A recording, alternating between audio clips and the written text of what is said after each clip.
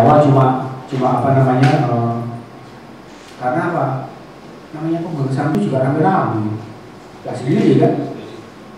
Nah, masa kita nggak bisa rame-rame, sudah nyanyi Mars Koperasi.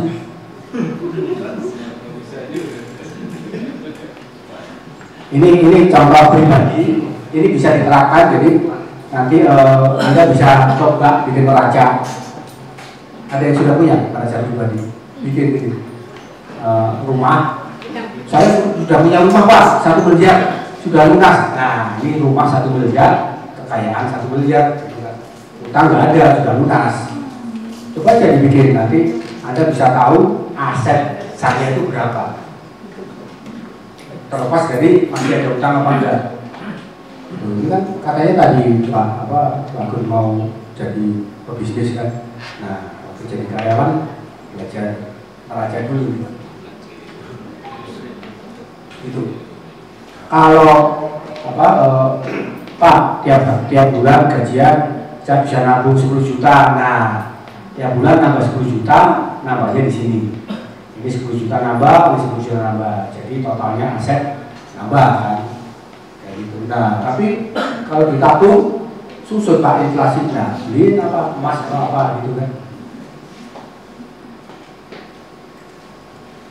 Nah, ini jangan ini. Jangan ternyata asetnya cuma 11 triliun. Ini posisi Juni apa ya? 30 Juni kemarin. Gitu. Nah, ini kelihatan ada utang sekitar 4. Jangka panjang 4T, kalau jangka pendek 1,7 T. Utang. Totalnya utang 5,8 T. Jadi kalau koperasi silakan nanya ke pengurus ya. Jadi kalau ini kan sudah dipublish kan, di internet ada. Dari aset 11,7 T nanti dulu, ternyata separuhnya utang. Separuhnya utang. Memang CMLP punya utang Pak, ternyata sebenarnya bukan CMLP ya yang punya utang, tapi anak usaha. Kok tahu ya dari ini, ternyata aset yang gede itu ya jalan tol. Terlepas dari ada duit cash, ya, namanya pelan-pelan. Ini neracanya CMLP ya? CMLP. Saya bukan ngambil diam, tapi di internet ada. Ya dapatnya juga dari internet ini. Dari keuangan. Ya supaya kita tahu kan apa tempat kita bekerja seperti apa. TBK lagi ya. TBK. Nah tadi. Jadi ini karena punya hutang, masih ada hutang, ini disebut kekayaan total atau kekayaan kotor. Ya. Kekayaan bersihnya CMLP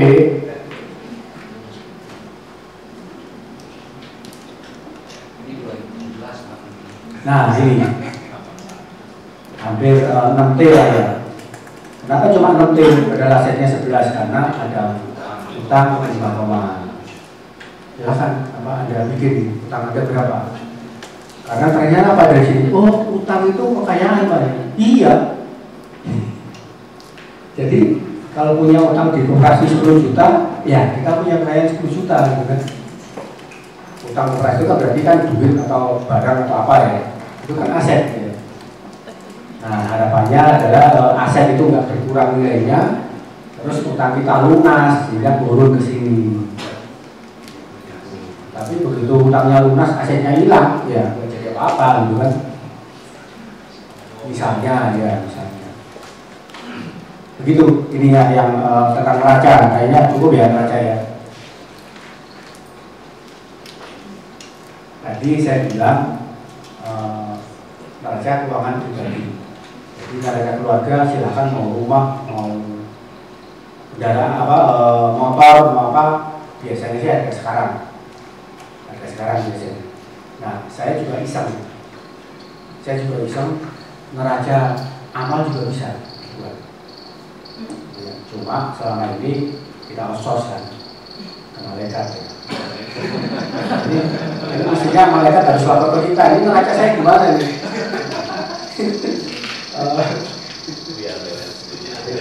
ini ya, hikmah dari saya disuruh yang ulama itu ini yang perlu Pak.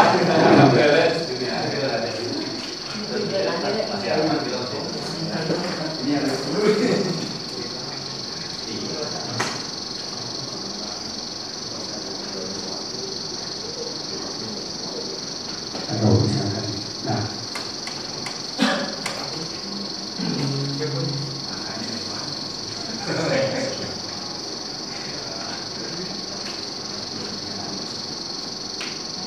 ini kondisi yang kita harapkan, saya harapkan ya, mungkin kita harapkan juga saldo akhirnya positif, gitu, positif.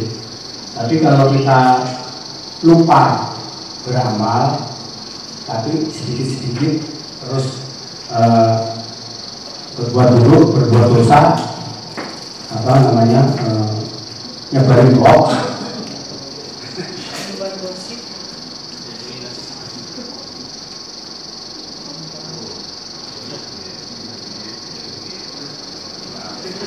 Minus,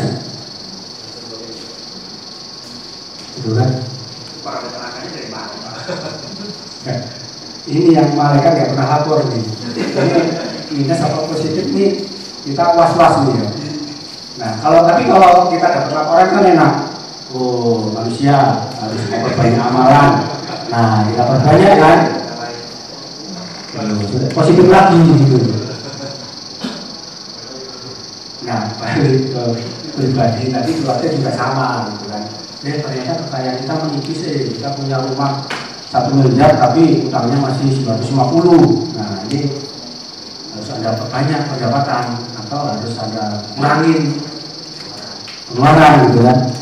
Sama, cuma ini nih kalau ada Ustaz kita bisa nanya nih, bisa nggak dengan kita laporan ke malaikat sama ini kita outsourcing ya. Kemudian yang tadi gimana? Ini kayaknya ada semua ya, alhamdulillah mau Ustaz. Ini sekilas saja, jadi saya juga belajarnya dari buku seperti ini, yang tadi itu persis.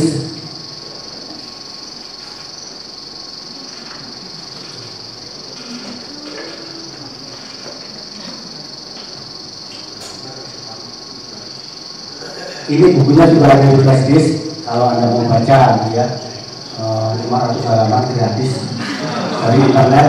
Dari internet ini ada juga buku yang saya juga belum baca semua ya, tapi judulnya bagus.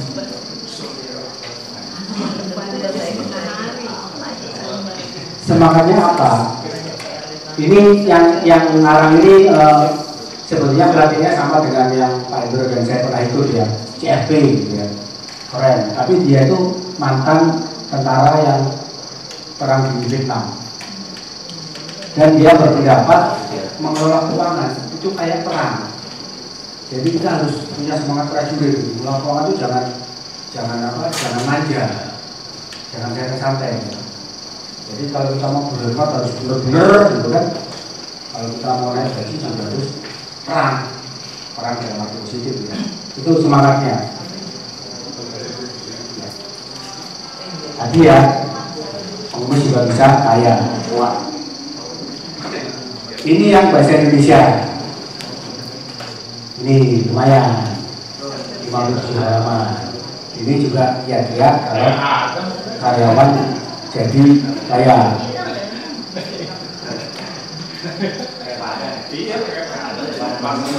Ini yang saya paling senang ya. Kebetulan Pak Iwan ini bapaknya Prita yang dulu ngasih pelatihan pensiunan ya di CNNP terakhir tahun 2012 yang saya Pak saya mungkin SDN tahu itu terakhir dan pertama ya karena nggak muncul lagi akhir 2015 saya dan Pak Indro datangin ke kampus UI ikut pelatihannya Mbak Prita, ketemu bapaknya juga ya, bapaknya itu ternyata kakak kelas saya di Sipil ITB. Jadi itulah tadinya orang teknik terus belajar keuangan dan apa apanya yang kurang kalau bisa seperti ini? Kaya, orang kaya belum tentu bahagia. Kaya bahagia, belum tentu syariah. Ini syariah. Nah, silakan sampai mabuk baca buku 299 halaman.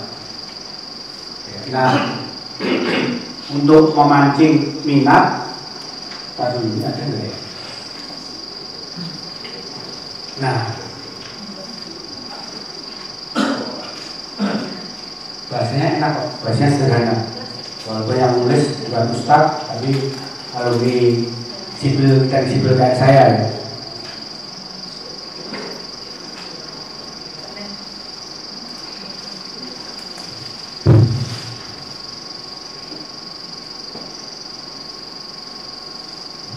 Kaya belum tentu tidak bahagia, dibalikkan. Ini baru mukadimahnya aja ini. Masih ada 290 halaman lagi.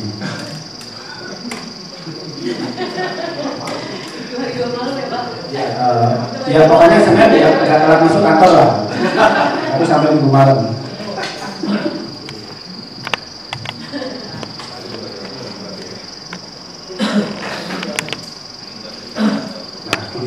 Yang ada macam agak susah.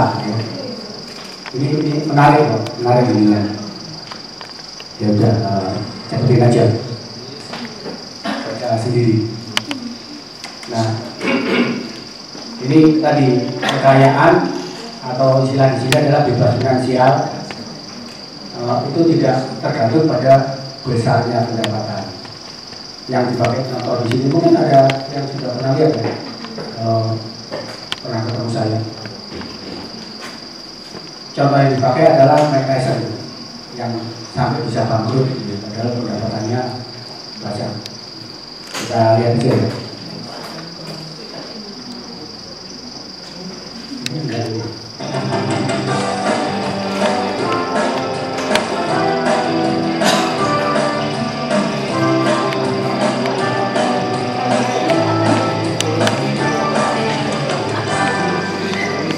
Teks pertama,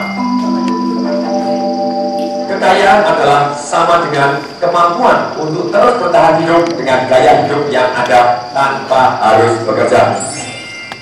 Dalam internasional program penelitian, para eksekutif di kota di Asia hanya mampu bertahan 90 hari dengan gaya hidup yang ada apabila besok dia berhenti bekerja. Setelah itu mereka harus mulai menjual asetnya atau terus berhutang.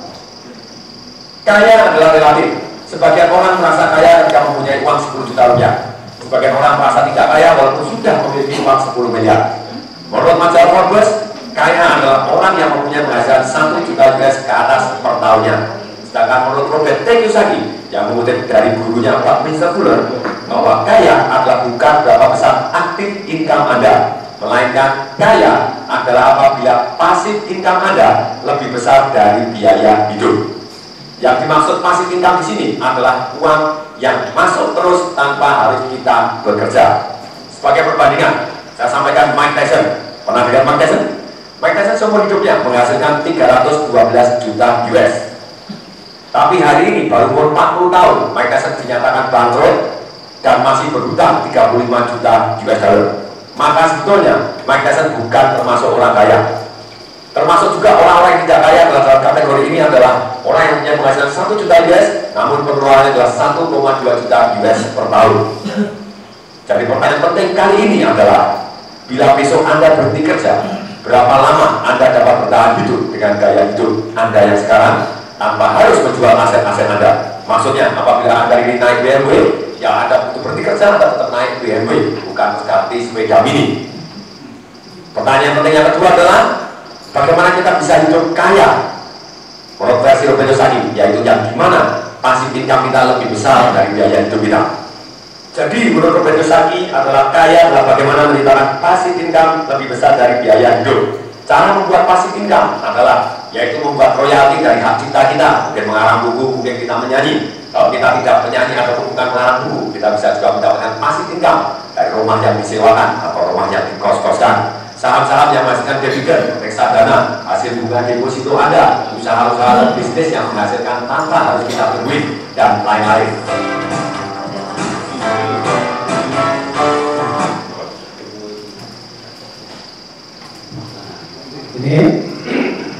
singkat waktu saya lompat dulu ya.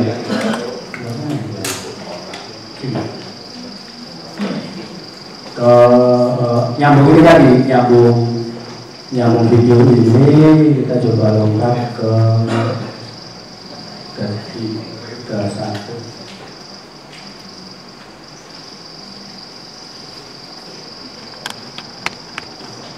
Ini juga sering dipakai untuk pelatihan, ini K10 kuadran. Pernah dengar kan ya?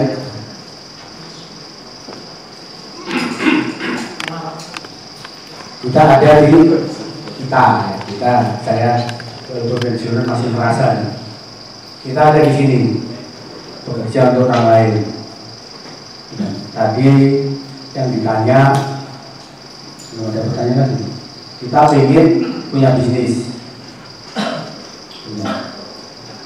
atau kita jadi konsultan. Ternyata kita tidak harus resign untuk punya bisnis. Ternyata kita tidak harus kaya dulu untuk menjadi investor, ya. Karena walaupun kita cuma punya punya cuma satu pintu kos-kosan, nah kita sudah jadi investor, ya. Tanpa kita bekerja, kita masih tidur-tiduran di rumah, duitnya jalan terus. Atau ini walaupun tetap jadi karyawan, kita masih bisa menjadi mau dosen pas dari waktunya, ya, mau jadi konsultan, mau jadi apa. Ini yang hak keluarga ini bukan harus memilih salah satu, dan kita punya landasan yang cukup baik sebagai karyawan. Jangan merendahkan status kita sebagai karyawan.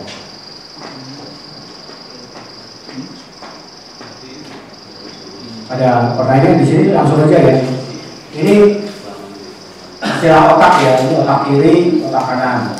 Yang disampaikan Pak Android tadi, kalau pengen punya bisnis, pengen jadi investor, otak kanan kita ini harus kuat, kreatif, kayak gitu kan.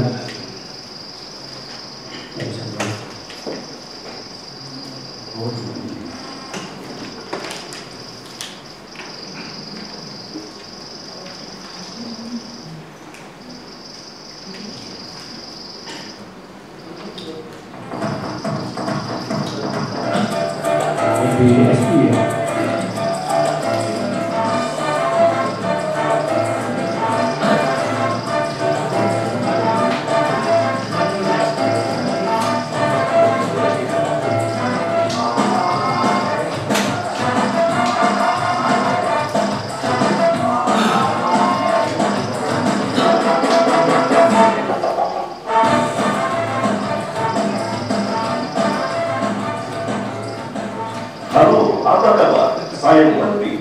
Masih ingat cerita saya di Wendri Rekaman? Saya akan membagikan rahasia bagaimana saya bisa mencapai kebebasan finansial dan waktu. Ada satu buku berjudul Cash Flow Quadrant, karangan Robert Kiyosaki. Di dalam buku itu, Robert Kiyosaki membagi manusia menjadi 4 kuadran ditinjau dari sumber penghasilan mereka. Yang pertama adalah kuadran E. E adalah singkatan dari employee atau karyawan. Karyawan adalah orang yang bekerja untuk orang lain, baik itu badan usaha pemerintah maupun swasta, dan kemudian menghasilkan uang. Atau dengan kata lain, mereka menjual waktu mereka dengan uang.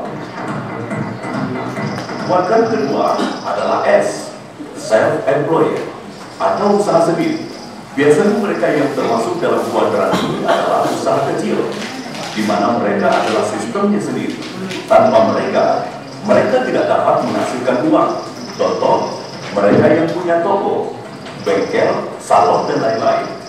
Contoh lain dari kuadran ini adalah para profesional, seperti dokter, pengacara, penasihat hukum, dan lain-lain. Mereka ini tidak bisa digantikan orang lain. Jadi kuadran ini adalah golongan yang tergantung kepada diri mereka sendiri. Kuadran ketiga adalah kuadran B, business owner, yang artinya Usaha mereka mempunyai sistem dan orang yang bekerja untuk mereka dalam menghasilkan uang. Contoh mereka yang berada dalam kuadran ini misalnya pemilik franchise, produsen soft drink, pengusaha restoran siap saji, dan lain-lain. Kemudian kuadran yang keempat adalah kuadran ini. Ini adalah singkatan dari investor. Investor artinya mereka menginvestasikan uang untuk menghasilkan uang lagi. Contoh, misalnya kalau saya mempunyai uang 1 juta US dollar dan menaruhnya di bank, maka tiap bulan saya mendapatkan bunganya. Atau saya membeli apartemen atau rumah, kemudian saya sewakan kepada orang lain, tiap bulan atau tiap tahun, saya dapat menghasilkan uang. Bila Anda perhatikan buku Robert Kiyosaki, kuadran di sebelah kiri biasa disebut dengan kuadran aktif. Ya, nanti dilihat sendiri ya lanjutannya. Ini contoh penggolongan pengeluaran. Jadi jangan tukar-tukar yang wajib dengan yang tidak wajib gitu ya. Nanti yang wajib jadi tenaga gitu, termasuk zakat juga istilahnya wajib.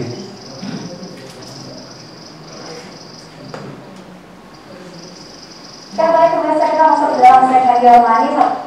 Nanti dia sendiri. Ini sebenarnya pernah disampaikan, ya pernah disampaikan waktu di Masjid Siti kalau nggak salah ya. Saya tahunya dari Bu Titis.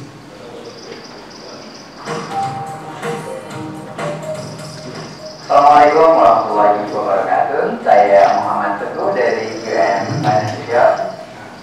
Yang nyampe ini pernah ada ketemu? Ya.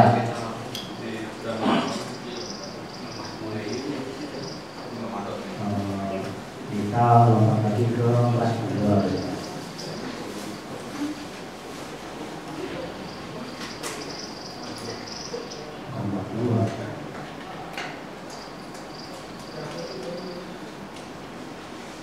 Ini ngomongin nilai waktu uang ini saya juga nggak pede ya, karena bedanya dengan ritual memang tipis ya bisa jadi. Tapi saya ingin menyampaikan fakta ini. Sudah pernah ya, bahwa ongkos naik haji itu tambah lama tambah turun, semakin turun. Turunnya banyak. Kita lihat.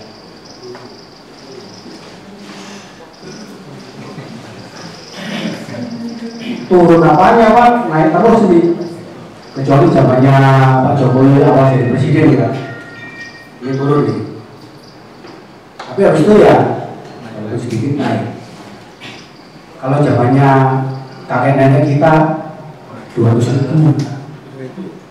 Sekarang sekitar 34 apa ya kalau nggak salah. Berarti memang naik terus, dan pada saat krisis 98, 2008 ini bukti bahwa memang krisis ya. Ongkos naik hajinya melonjak. Itu kalau pakai rupiah. Tapi kalau pakai emas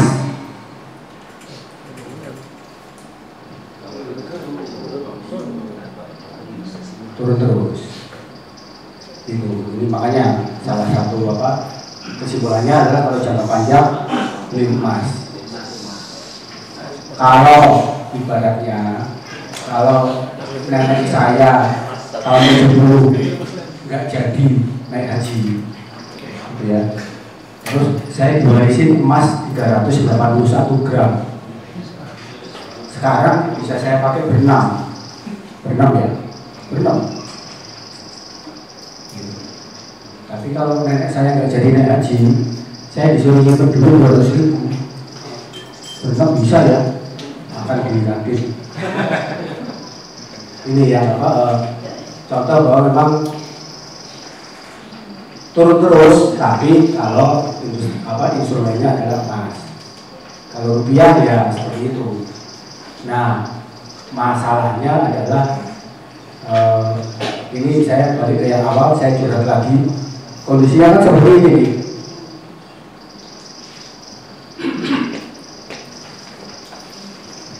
Jadi yang saya bilang, saya iri dengan teman-teman yang sudah haji usia 40-an.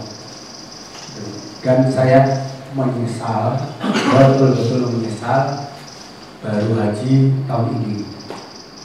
Harusnya sudah boleh ya, tutup pintunya. Harusnya saya bisa pergi haji lebih cepat. Tapi nggak saya pentingin, saya nunggu duit ngumpul. Jadi bertahun-tahun di hubungan saya nggak ada di tabungan haji, nggak ada. Nah, yang saya ingin sharing itu bunga tabungan haji.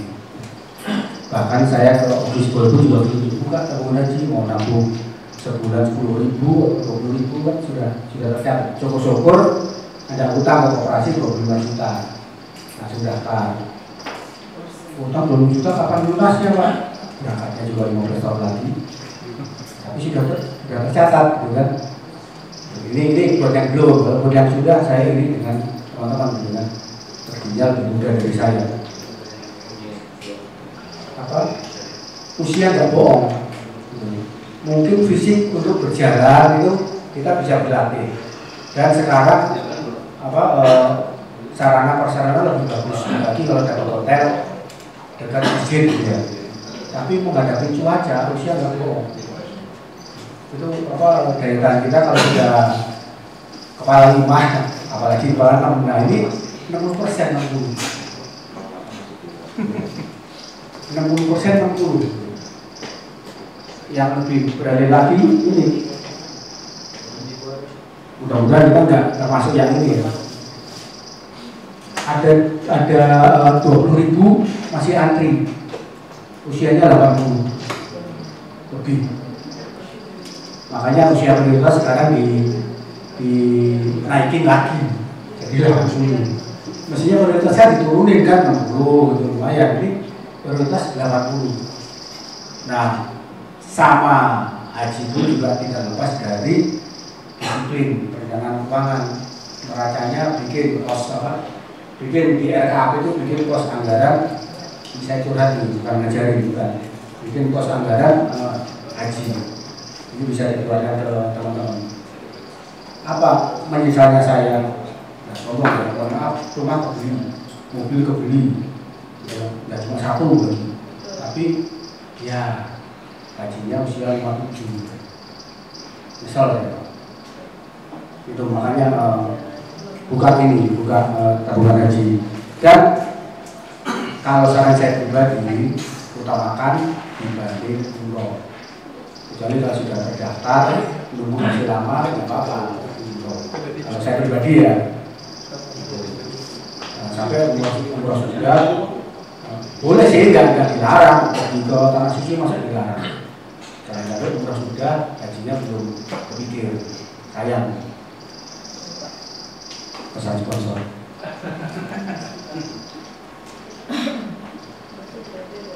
Ya, sih. Ini KPR. Ini mungkin yang betapa bunga itu menjadi kita.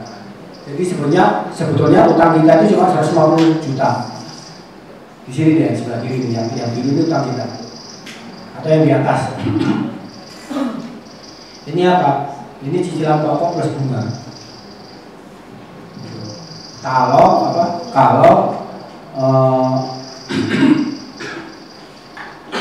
20 tahun. Aku aja dulu ya. Ini mungkin terakhir nih ya. Jadi kalau kita cicil 20 tahun dengan bunga 24%, berarti kita bayar utang tuh hampir 5 kalinya. Nah, nggak ada Pak 20 tahun ya udah. Misalnya berapa sekarang? 15. Bunganya udah 24 Pak. Bunganya 15%. Nah, berarti kita 2, sekian kali pokok. Gak enaknya berkurangnya cicilan pokok kita tuh lambat banget. Lambat banget. Inilah KPR. Jadi ada beberapa teman yang